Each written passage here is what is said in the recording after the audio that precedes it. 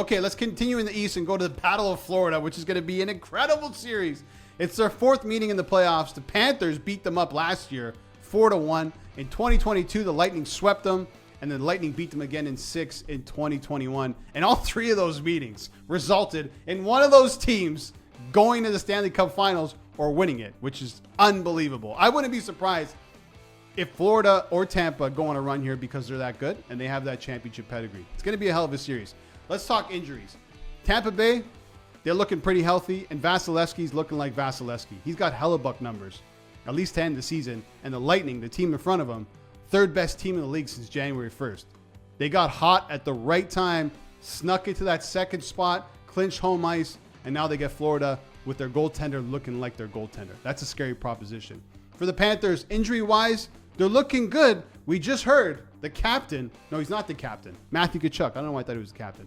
Matthew Tkachuk. Barkov's the captain. Matthew Tkachuk is back in the lineup. He's ready to go for game 1 according to Paul Maurice. So the load management worked. Not that he wasn't injured. He got hurt at the Four Nations, didn't play. And I guess Maurice and the Panthers were like, listen, let's just sit this guy until we're going to make it into the playoffs. Doesn't matter who we play. Let's get him ready to go. So Tkachuk is back. Aaron Ekblad won't be back until game 3 because he's been suspended for doping. So we know that. We've known that for a little while. And I think that's one of the reasons why they decided to go out and get Seth Jones. But other than that, they're healthy. Sam Bennett's back. Reinhardt's fine. Barkov is fine. Bobrovsky's good to go.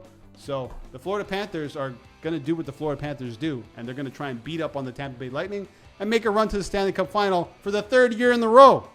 Now, what I think will decide this series is special teams. And that's going to decide a lot of series, I think, in the Stanley Cup playoffs.